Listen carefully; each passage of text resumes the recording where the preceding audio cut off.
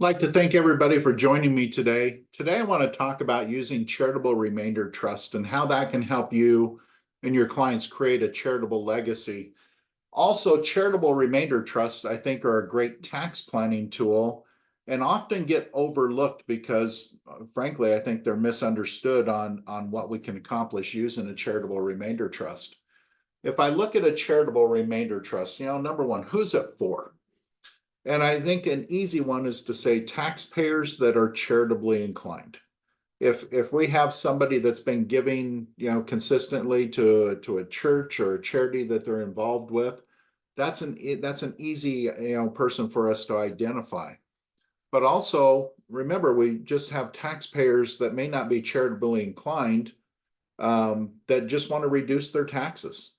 So when you think about this is a pretty broad pool for us to draw from.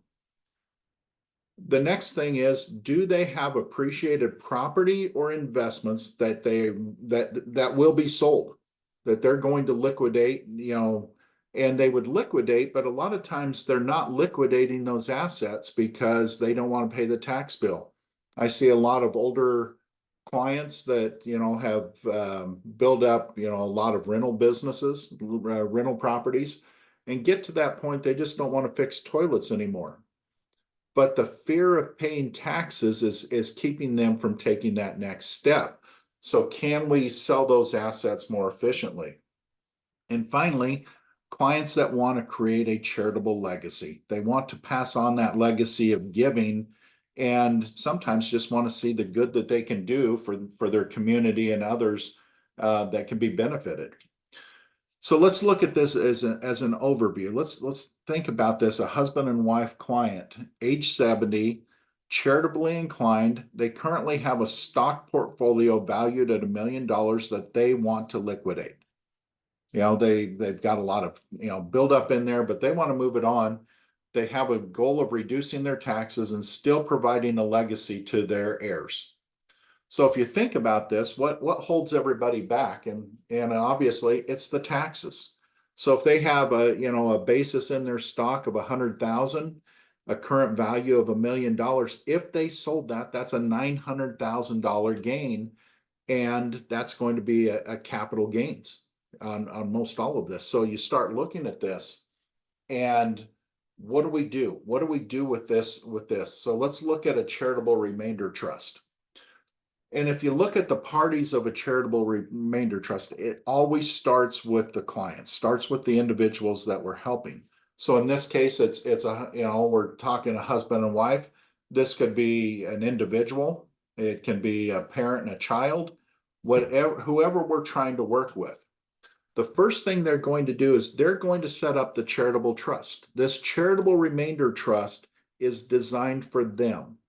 So we're going to, be making decisions that are to benefit them during their lifetime.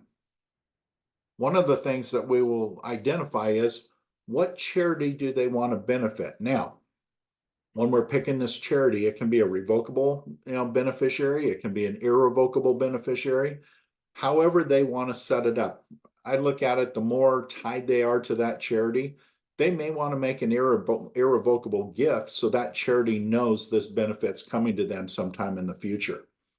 Once we have the trust, built, designed for them, and signed, it's now in effect. Then we can transfer that property in this case, we're going to transfer stock into the charitable trust.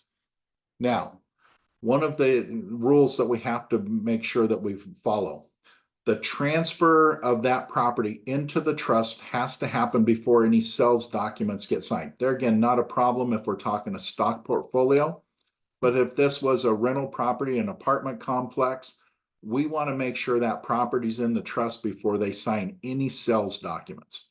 The other rule that we have to follow, there can't be any debt on that property. So there again, stock portfolio probably doesn't have any debt attached to it. If we changed the asset and said this was a rental property, there might be a mortgage. We've got to remove that mortgage before we transfer it into the charitable trust, or we violate the charitable trust rules. Once we do this, the day we transfer that property in, we're going to trigger a large charitable deduction. That charitable deduction is going to offset their income on their income tax return. Current year, and we can roll that over for an additional 5 years because we have limitations on how much charitable deduction we can take against our adjusted gross income each year. So if we can't use it in year one, remember, we've got 5 more years to use up that charitable deduction. So now we've got the property in there. Our client's happy because they have a big charitable deduction to offset this big gain. But here's the beauty of a charitable remainder trust. Now remember, that stock portfolio had a $900,000 gain built into it. Now, if we sell that stock inside the charitable trust, we do it income tax free. And now the trustees of the trust, which are typically, the husband and wife that set up the trust, they can be the trustees. Now they can reinvest that. Maybe they put it into annuities. Maybe they put it into a blended portfolio to create income, whatever they want to meet their goals. But now they're going to be able to swap those assets around in a tax-free environment. The reason we want to do that now is because while our donors are alive, we're going to have an annuity stream pay out to them at least annually, can be as short as every month. But that annuity stream, I'm showing here a 7% annuity. When they set up the trust, they're going to determine how much of an annuity stream they want. Could be as low as a 5%, maybe as high as a 10%. The higher the annuity payment, the lower the charitable deduction. So we just want to play that and make sure we get the right setup there so that the individual is taken care of.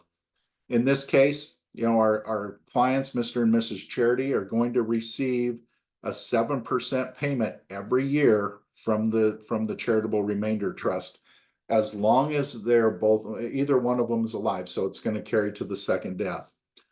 On the second death, whatever's left in the charitable trust will distribute out to the charity, whatever charity they've named. There again, it can be revocable, irrevocable, but whatever charity's named at death is going to get the benefit of anything left in the trust. So if I look at this and say, okay, what's the numbers? If I look at this, we make $1 million gift. We've got two 70-year-old clients. We're doing it for their joint lives, and we picked a 7% annuity payout. That's going to be a $70,000 a year payment. That can increase. We'll talk about that on another call. But with these parameters, that generates a $300,900 charitable deduction that they can use to offset their other income, current year plus 5 rollover years. So this income stream now generates a large benefit for them to make sure they have the income they need to live on the rest of their life. So if you think about what we've done here at this point, we've taken an asset, we've now converted it to income to take care of our clients. When I look at this, I look at what are we going to do with that money? And this is something that our clients get to decide how they use that money every year. Well, the first thing we can do is put life insurance on their lives to take care of their heirs. Remember, one of their goals was to take care of their children or grandchildren, whoever their heirs are. So we can take some of that annual payment, we can take some of our tax deduction and use that to fund life insurance to cover that legacy for their heirs. They can keep and spend whatever they need to. There again, we've created income for them to use during their life. Or they can use that money and give it to their heirs each year if they want to. It's their money. We've now converted that asset to income so that they can use that to live however they want. What I like on the legacy replacement, back to the kids, and I look at this, mom and dad get a big win from the tax deduction and income. The charity says thank you for the benefit they get.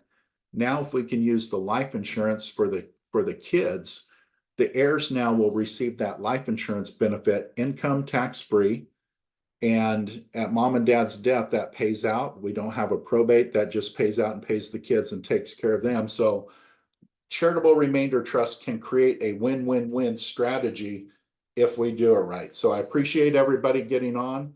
If you have questions, feel free to reach out and we'll talk again next time. Thank you.